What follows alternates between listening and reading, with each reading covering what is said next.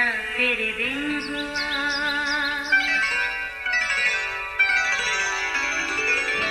नया फिर दिन हुआ, पुरानी रात का करे सो शुक्र हम खुदा की जात का, खुदा की जात का नया फिर दिन हुआ।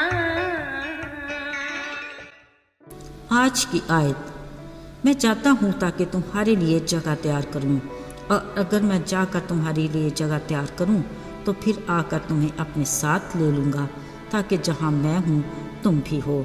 यूहन्ना 14 बाब 2 और 3 आयत। अजीज़ों, एक मिशनरी जोड़े ने जब खुदा के लिए खिदमत के मुकर्रर वक्त का इख्तिताम किया तो अपने वतन वापस आने का इरादा किया।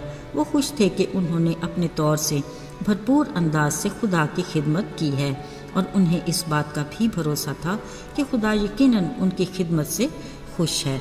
जब वो अपनी मंजिल पर पहुंचे तो हर तरफ एक हलचल सी मची हुई थी।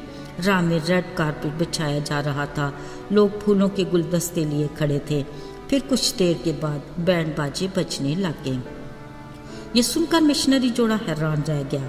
पता चला उनके साथ ही कोई मुअज़्ज़ज़ शख्सियत सफ़र कर रही थी, और ये एहतमाम उसके इस्तकबाल के लिए किया गया है। अच्छा, तो ये बात थी। उन्होंने खुदा से कहा, देख, हम अपनी ज़िंदगी का लंबा अरसा तेरी खिदमत करके लौटे हैं, पर यहाँ कोई एक भी नहीं जो हमारा इस्तकबाल कर सके।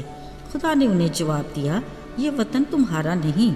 हाँ, जब तुम अपने असल वक्त पर अपने वतन में आओगे तो तुम्हारा इससे भी ज़्यादा खूबसूरत इस्तकबाल किया जाएगा। अजीज़ों, इस बारे खुदा ने पहले ही अपने लोगों को आगाह कर दिया है कि तुम्हारा दिल ना घबराए।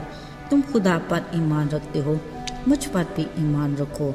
मेरे बाप के घर में बहुत से मकान हैं, अगर ना होते तो मैं तुमसे कह देता।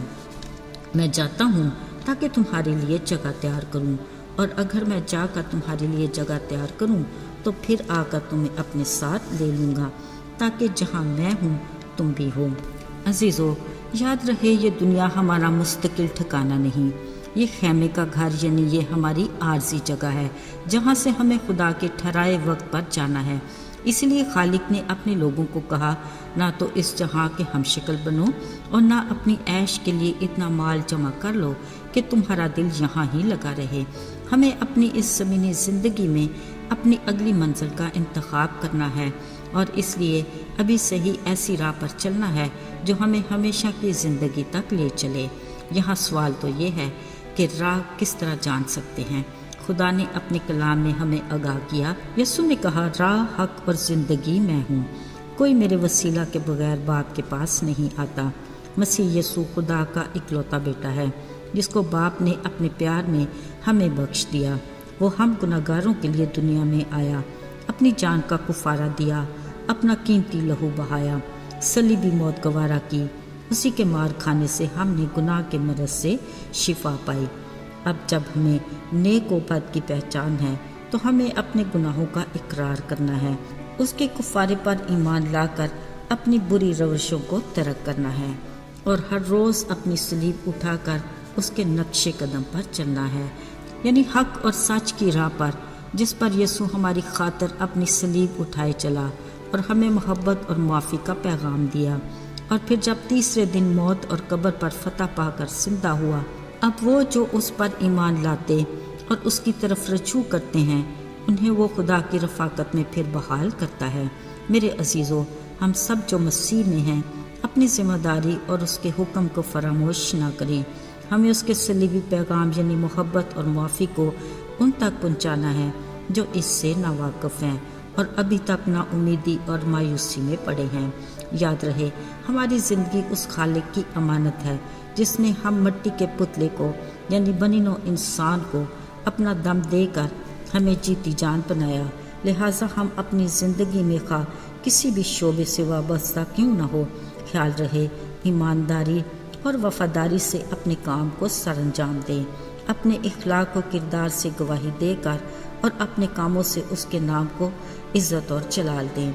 मेरे अजीज़ों, अगर हमें अपने असल वतन یعنی اپنے آسمانی باپ کے گھر جانے پر اچھے استقبال کی خواہش ہے، تو پھر ہمیں خود اپنی ذمہ داری کو وفاداری اور ایمانداری سے پورا کرنا ہے اور اپنی زندگی کو اس کی مرضی کے ساتھ اس کے آئین اور احکام کے مطابق گزارنا ہے۔